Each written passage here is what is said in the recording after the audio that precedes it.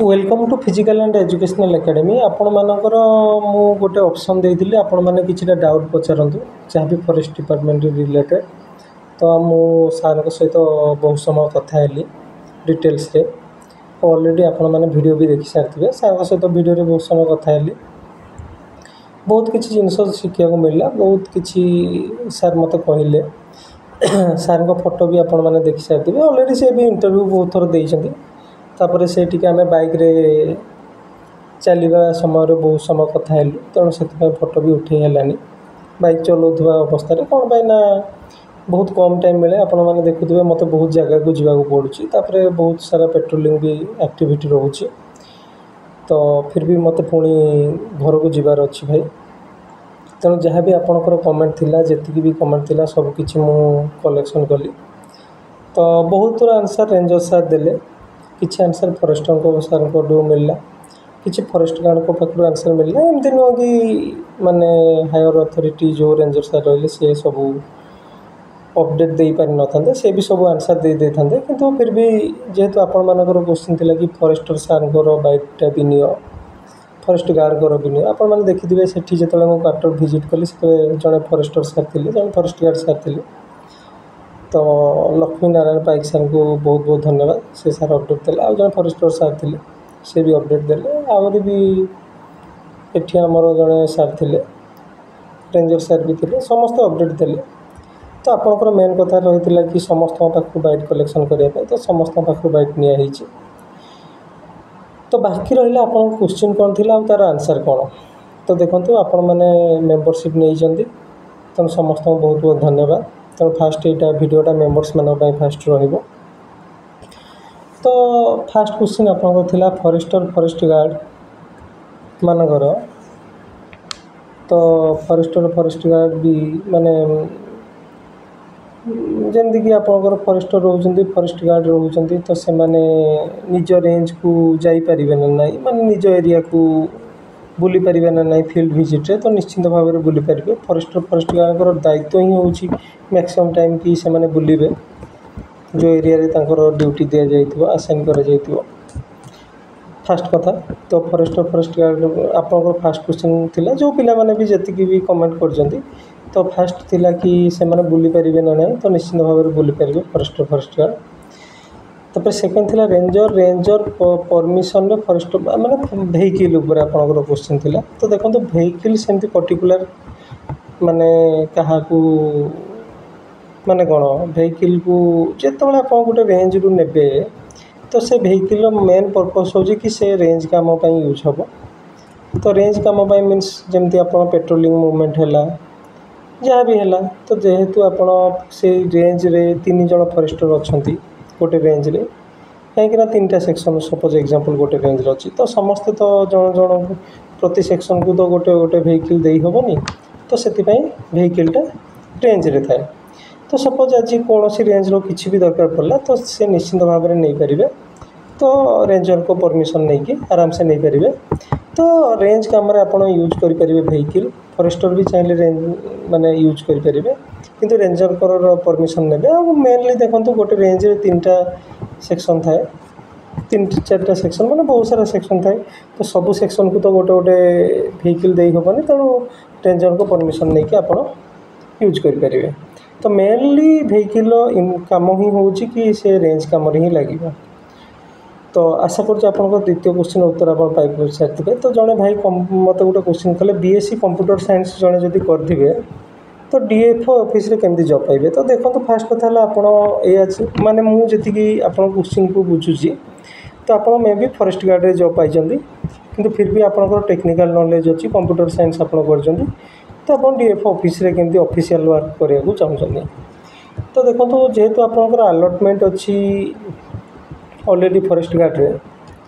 तो ऑफिशियली आप forest guard हिसाब रे ही रहिबे मे भी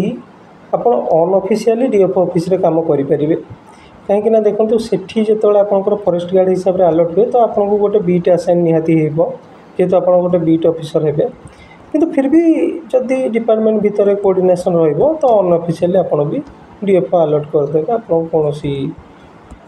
माने डिवीजन माने कौन डिवीजन ऑफिस रे आप कंप्यूटर काम जेहेतु आप प्रोफिशिएंट से ये ଆପଣ ସେଥିରେ ବି ରହିପାରିବେ। ଯେମିତି ସେଇଟା କୋଅର୍ଡ଼ିନେସନ୍ରେ ହୁଏ, କିଛି ସେମିତି କିଛି ବିଶେଷ କିଛି ପ୍ରୋବ୍ଲେମ୍ ନୁହଁ। ତାପରେ ଆପଣଙ୍କର ଆଉ ଗୋଟେ କ୍ୱେଶ୍ଚିନ୍ ଥିଲା କି 13 ମାସ ଯଦି ଯେହେତୁ 24 ଆୱାର୍ ଡ୍ୟୁଟି ରହୁଛି ତ 13 ମନ୍ଥ ସ୍ୟାଲେରୀ ଆସିବ କି ନାହିଁ, ଯେଉଁଟା ପୋଲିସମାନଙ୍କ ପାଇଁ ଆସେ। ତ ସେମିତି ଏଠି ନାହିଁ। ତ ପୋଲିସମାନଙ୍କର କେସ୍ ଏଠି ଲାଗୁ ହେଉନି। ମେ ବି ଏବେ ସୁଦ୍ଧା ଲାଗୁ ହେଇନି, ଆଗକୁ କ'ଣ ହେବ ସେଇଟା ବିଷୟରେ ମୁଁ କହିପାରିବିନି। ବର୍ତ୍ତମାନ ସୁଦ୍ଧା ସେ ରୁଲ୍ ଲାଗୁ ନାହିଁ। ତ ଯଦି ଆପଣମାନେ ଚାହିଁବେ ସେ ବିଷୟରେ ଗ୍ରିଭାନ୍ସ ଦେଇପାରନ୍ତି, କିନ୍ତୁ ବର୍ତ୍ତମାନ ସୁଦ୍ଧା ସେ ରୁଲ୍ ଲାଗୁ ନାହିଁ। ତ ବାକି ରହିଲା ଆପଣଙ୍କର ଟ୍ରେନିଂ ବିଷୟରେ ଆପଣ ପଚାରୁଥିଲେ। ତ ଫରେଷ୍ଟ ଗାର୍ଡ଼ମାନଙ୍କର ଟ୍ରେନିଂ ତ ମୁଁ ଆଗରୁ କହିଛି 6 ମାସ। ଫରେଷ୍ଟରମାନଙ୍କ ଟ୍ରେନିଂ ହେଉଛି 1 ବର୍ଷ। ତ ଫରେଷ୍ଟରମାନଙ୍କ ଟ୍ରେନିଂ ନର୍ମାଲି ସେଇ ଜାଗାରେ ହୁଏ ଯେଉଁଠି ଫରେଷ୍ଟ ଗାର୍ଡ଼ମାନଙ୍କର ଟ୍ରେନିଂ ହୁଏ। ତ ସେ ବିଷୟରେ ମୁଁ ଆଗରୁ ଇନଫର୍ମେସନ୍ ଦେଇଥିଲି। ତ ଆପଣ ପୁରୁଣା ଭିଡ଼ିଓ ବି ଦେଖିଦେବେ ଯେଉଁଠିକି ଫରେଷ୍ଟର ସାଙ୍ଗ ବାଇଟ୍ ମୁଁ ନେଇଛି। ତାପରେ ଆପଣଙ୍କର ଆଉ ଗୋଟେ ବହୁତ ବଡ଼ ଇମ୍ପୋର୍ଟାଣ୍ଟ କ୍ୱେଶ୍ଚିନ୍ ଥିଲା bond rule leaving after training, ମାନେ ବଣ୍ଡ ରୁଲ୍ କ'ଣ, ଯଦି ଆପଣ ଟ୍ରେନିଂ ପିରିୟଡ଼ରୁ ଛାଡ଼ିବେ ତେବେ ଫରେଷ୍ଟ ଗାର୍ଡ଼ମାନଙ୍କ ପାଇଁ କେତେ ଟଙ୍କା କ'ଣ ବଣ୍ଡ ରୁଲ୍ ଅଛି। ତ ମୁଁ ଦେଖନ୍ତୁ ଏଠି କେବଳ ଫରେଷ୍ଟ ଗାର୍ଡ଼ ନୁହଁ, ରେଞ୍ଜର ଏସିଏଫ୍ଙ୍କ ପାଇଁ ବି ସେଇଟା ଲାଗୁ ଅଛି। ତ ଦେଖନ୍ତୁ ଯଦି ଆପଣ ଏସିଏଫ୍ ର୍ୟାଙ୍କରେ ଅଛନ୍ତି ଆଉ ଆପଣ ଟ୍ରେନିଂ ପରେ ଜବ୍ ଛାଡ଼ିଦେଲେ, ତ ଏସିଏଫ୍ ଯଦି ର୍ୟାଙ୍କରେ ଆପଣ ଟ୍ରେନିଂ ପରେ ଜବ୍ ଛାଡ଼ିଦେଲେ ତ ପାଖାପାଖି 11 ଲାख ଆପଣଙ୍କୁ ଡିପୋଜିଟ୍ କରିବାକୁ ପଡ଼ିବ। ବର୍ତ୍ତମାନ ଟାଇମ୍ 1:25 ହେଇସାରିଲାଣି। ଫିର୍ ବି ନିଦ ମୋତେ ହେଇନି, କ'ଣ ପାଇଁ ନା ଆପଣମାନେ ମାନେ ମୁଁ ଶୋଇନି, ନିଦ ହେଇନି ନୁହଁ, ମୁଁ ଶୋଇନି। କ'ଣ ପାଇଁ ନା ବହୁତ ସାରା ଜାଗାକୁ ଆଜି କଭର୍ କଲି ଆଉ ବହୁତ ସାରା ଏଡ଼ିଟିଂ କାମ ଥିଲା, ତ ତାକୁ ବି କରୁଛି। ପୁଣି ଆପଣଙ୍କୁ ଅପଡ଼େଟ୍ ଦେବାର ବି ଥିଲା, ରେଜଲ୍ଟ ଯେହେତୁ ଆଜି ପବ୍ଲିଶ୍ ହେଲା। ତ ଆପଣମାନେ ଯଦି ଏସିଏଫ୍ ର୍ୟାଙ୍କରେ ଅଛନ୍ତି ତ ବଣ୍ଡ ରୁଲ୍ ହିସାବରେ ଆପଣଙ୍କ ଟ୍ରେନିଂ ହେଉଛି 2 ବର୍ଷ। 2 ବର୍ଷରେ ଆପଣଙ୍କର ଯାହା ବି ଖର୍ଚ୍ଚ ହେଇଛି ଏକ୍ସପେଣ୍ଡ ହେଇଛି ତ ପାଖାପାଖି 11 ଲକ୍ଷ ଖର୍ଚ୍ଚ ହୁଏ। ତ ସବୁକିଛି ଆପଣଙ୍କୁ ଡିପୋଜିଟ୍ କରିବାକୁ ପଡ଼ିବ। ତ ସର୍ଭିସର ମାନେ ପାଖାପାଖି କେତେ 5 ଇୟର୍ସ ଭିତରେ ଯଦି ଆପଣ ସର୍ଭିସ୍ ଛାଡ଼ିଲେ। ତାପରେ ରହିଲା ରେଞ୍ଜର ପାଇଁ ଆପଣଙ୍କର 6 ରୁ 7 ଲାख ପାଖାପାଖି ଖର୍ଚ୍ଚ ରୁହେ। ତ ସେଇଟା ବି ଆପଣଙ୍କୁ ଡିପୋଜିଟ୍ କରିବାକୁ ପଡ଼ିବ। ତ ସେମିତି ଫରେଷ୍ଟ ଗାର୍ଡ଼ର ଯାହା ବି ଆପଣଙ୍କ ଟ୍ରେନିଂରେ ଯେତିକି ବି ଖର୍ଚ୍ଚ ହେଇଛି, ଡିପେଣ୍ଡ କରୁଛି କେଉଁ ଇୟର୍ କେତେ ଖର୍ଚ୍ଚ ହେଇଛି, ତ ସେତିକି ଆପଣଙ୍କୁ ଡିପୋଜିଟ୍ କରିବାକୁ ପଡ଼ିବ। ବଣ୍ଡ ରୁଲ୍ ହେଉଛି ସେଇଟା। ତ ଡିପେଣ୍ଡ କରେ ଭାଇ, ମାନେ ଏମିତି ପର୍ଟିକୁଲାର କହିହେବନି କେଉଁ ମାନେ ଭାବି ନିଅନ୍ତୁ ଏବେ ଫରେଷ୍ଟ ଗାର୍ଡ଼ ପାଇଁ ବହୁତ କମ୍ ଥାଏ, 6 ମାସ ଯେହେତୁ ତାଙ୍କର ଟ୍ରେନିଂ ଥାଏ। ଫରେଷ୍ଟର ପାଇଁ ଟିକେ ଅଧିକା ତାଠୁ ଥାଏ। ତ ଫରେଷ୍ଟ ଗାର୍ଡ଼ ପାଇଁ ମନେକର ଏବେ ଥିବ 1 ଲାख 1.5 ଲାख, କିନ୍ତୁ ଫରେଷ୍ଟରମାନଙ୍କ ପାଇଁ 2.5 ଲାख ଥାଏ। ତ ଏଇ ଟାଇପ୍ର ଆପଣଙ୍କର ଥାଏ ବଣ୍ଡ ରୁଲ୍, ଯେଉଁଟାକି ଆପଣଙ୍କୁ 5 ଇୟର୍ ପାଖାପାଖି 3ରୁ ନେଇକି 5 ଇୟର୍ ଭିତରେ ସେମାନେ ଆପଣଙ୍କୁ ମାନେ ସେଇ ପିରିୟଡ଼ ଭିତରେ ଆପଣ ଜବ୍ କରିବାକୁ ପଡ଼ିବ। ନହେଲେ ଯଦି ଆପଣ ଜବ୍ କ୍ୱିଟ୍ କଲେ ତ ବଣ୍ଡ ରୁଲ୍ ହିସାବରେ ଆପଣ ପଇସା ଦେବେ। ତାପରେ ରହିଲା ନାଇଟ୍ ପେଟ୍ରୋଲିଂ ବିଷୟରେ। ହଁ, ଜବ୍ ୱାର୍କିଂ ଆୱାରରେ ଷ୍ଟଡ଼ି ଟାଇମ୍ ମିଳିବ, ନିଶ୍ଚିନ୍ତ ଷ୍ଟଡ଼ି ପାଇଁ ଟାଇମ୍ ମିଳିବ, ଏଥିରେ କିଛି ବି ସନ୍ଦେହ ନାହିଁ। ନାଇଟ୍ ପେଟ୍ରୋଲିଂ ଷ୍ଟାଫ୍ରେ କେଉଁମାନେ ମେନଲି ଆଲର୍ଟ ହୁଅନ୍ତି, ତ ପ୍ରାୟତଃ ଦେଖନ୍ତୁ ମୁଁ ଯେତିକି ଅବଜର୍ଭ କରିଛି ଏଠି ରହିକି, ତ ଯଦି ଏମିତି କିଛି ଏକ୍ସଟ୍ରା ଅର୍ଡ଼ିନାରୀ ସିଚୁଏସନ୍ ପଡ଼ିଲା ତ ମେ ବି ସମସ୍ତେ ଯିବେ। ଦରକାର ପଡ଼ିଲେ ଡିଓପୋ ତ ନର୍ମାଲି ଯାଆନ୍ତିନି, ରେଞ୍ଜର ଯିବାକୁ ପଡ଼େ ଯଦି ଏକ୍ସଟ୍ରା ଅର୍ଡ଼ିନାରୀ ସିଚୁଏସନ୍ ପଡ଼ିଲା। ନହେଲେ ପ୍ରାୟତଃ ଫରେଷ୍ଟ ଗାର୍ଡ଼ ଯେଉଁଟାକି ପ୍ରାୟତଃ ୱାଇଲ୍ଡ ଲାଇଫ୍ ଏରିଆରେ ଦେଖାଯାଏ। ତ ସେମିତି ବିଶେଷ କିଛି ନାହିଁ। ରେଞ୍ଜର ବେଶୀ ନାଇଟ୍ ପେଟ୍ରୋଲିଂ ମାନେ ମୁଁ କାହିଁ ଦେଖିନି, ଯେତିକି ମୋର ଏକ୍ସପିରିଏନ୍ସ କହୁଛି। ମୁଁ ବି ବହୁତ ରେଞ୍ଜକୁ ବୁଲିଥିଲି, ତ ସେମିତି ନାଇଟ୍ ପେଟ୍ରୋଲିଂ ବେଶୀ ପଡ଼େନି, କିନ୍ତୁ ଫିର୍ ବି ଯଦି ଦରକାର ପଡ଼ିଲା ତ ଯିବାକୁ ପଡ଼ିବ। ତାପରେ ଫରେଷ୍ଟ ଗାର୍ଡ଼ମାନଙ୍କର କ୍ୱାର୍ଟରରେ ନେଟୱାର୍କ ଇସ୍ୟୁ ତ ଦେଖନ୍ତୁ ଆଗରୁ ମେ ବି ଥାଇପାରେ, ଏବେ ପ୍ରାୟତଃ ସବୁ ଜାଗାରେ ନେଟୱାର୍କ ଇସ୍ୟୁ ଇମ୍ପ୍ରୁଭମେଣ୍ଟ ହୋଇଗଲାଣି। ତାପରେ କେନ୍ଦୁଲିପ ଏରିଆରେ ତ ଆପଣ ଜାଣିଥିବେ କି 6 ମାସ ପାଖାପାଖି ଡ୍ୟୁଟି ପଡ଼େ। ତାପରେ କେନ୍ଦୁଲିପର ଅଦର ଡ୍ୟୁଟି ଥାଏ ନା ନାହିଁ, ତ ପ୍ରାୟତଃ ଏକ୍ସକ୍ଲୁସିଭଲି ଦେଖନ୍ତୁ କେନ୍ଦୁଲିପ ଉପରେ ଥାଏ। ବାକି ରହିଲା ଏଲିଫ୍ୟାଣ୍ଟ, ଫରେଷ୍ଟ ଫାୟାର, ଏଇସବୁ ଜିନିଷରେ ଯଦି କେନ୍ଦୁଲିପର କର୍ମଚାରୀ ଅଛନ୍ତି ତ କ'ଣ କରିବେ। ତ ଫରେଷ୍ଟ ଫାୟାର ଯଦି ହେଲା ତ ସେଇଟା ତ ସବୁବେଳେ ହୁଏନି, କେଉଁ ସମର ଟାଇମ୍ରେ ପ୍ରାୟତଃ ହୁଏ। ଫରେଷ୍ଟ ଫାୟାର ପାଇଁ ତ ନିହାତି ଆଲର୍ଟ ରହିବାକୁ ପଡ଼ିବ। ତାପରେ forester quarter salary during training and after training. ତ ଦେଖନ୍ତୁ ଯେତେବେଳେ ଆପଣ ସ୍ୟାଲେରୀ ମାନେ ଟ୍ରେନିଂ ମାନେ ଆପଣ ଯେତେବେଳେ ଦେଖିବେ ତ ବେଳେବେଳେ ଆପଣଙ୍କୁ ଇନଷ୍ଟାଣ୍ଟଲି ଟ୍ରେନିଂ ଦିଆଯାଏ, ବେଳେବେଳେ 1 ବର୍ଷ ପରେ ବି ଆପଣ ଟ୍ରେନିଂ ନିଅନ୍ତି। तो डिपेंड करे आप सीरियल नंबर केते पाइछन्ती आ स्ट्रेंथ जो जगह आपन ट्रेनिंग होची सेटा अनुसार तो तार गोटे रूल अच्छी OFD Odisha forest department rule code में नॉन ऑफिशियल जोड़ा भी अच्छी तो ताको आप ओडिशा फॉरेस्ट डिपार्टमेंट रो गोटे ओएफडी कोड अच्छी ओडिशा फॉरेस्ट डिपार्टमेंट कोड ताको देखिदेवे से अनुसार आप जापर सबकि आउे आपंकर गोटे क्वेश्चन थिला फॉरेस्टर आउ फॉरेस्ट गार्ड मानकर वर्क को टाइप रुए तो देखो बिल्डिंग तैयारी करिवारे माने जेमती क्वार्टर बहुत सारा तैयारी हैला नर्सरी एरिया तैयारी करिवारे सेटा हैला आपन देखिथिले वाइल्ड हिल प्लांटेशन से सब रे भी रुए वाइल्ड लाइफ एरिया मैनेज करिवारे भी रुए सपोज को जगह रे किछि गोटे वाइल्ड लाइफ माने जेमती गोटे माने सपोज गोटे बड़ साप गोटे अजगर देखाला तो मेन आप किसी गोटे कम आउ किसी गोटे कम तो आपंकर से कम हो अजगर को रेस्क्यू करेंगे सेंसस रे भी हुए सपोज किसी गोटे आप जाऊँच गोटे गाड़ी आपन को देखाला तो फास्ट आप कौन करेंगे से गाड़ी को माने गाड़ी गोटे सीज कले जो कि काठ लोड हो तो से गाड़ी को भी आप सीज करेंगे तो रेस्क्यू पब्लिक रिलेशन रुहे प्लांट प्रोडक्शन प्लांट गछ उपरे रुहे प्रोडक्शन फॉरेस्ट्री उपरे रुहे रिजर्व फॉरेस्ट्री उपरे रुहे स्मगलिंग एगुड़ा को भी देखिए वाइल्ड लाइफ केस को देखिए अजगर रेस्क्यू मीटिंग सब जिनस रुहे तो प्रायतः आपन को ये सब जिनस को देखा पड़ो तो जदि आप देखिए तो आपंकर ट्रेनिंग सेंटर भुवनेश्वर अच्छी जी उदयगिरी चंपुआ काठिकिया ये सब जगह अच्छी तो अनुगुल जोटा गोटे अच्छी कि आपन को जदि आप फॉरेस्टर माने फॉरेस्ट गार्ड फॉरेस्टर हेले तो तापर 4 मास ट्रेनिंग ना पड़े तो टोटल आप जदि देखिए सर्कल को तो आपंकर 8टा सर्कल अच्छी तो आपन को सब हेड विषय में कहीदी आगु पीसीसीएफ विषय principal chief conservator of forest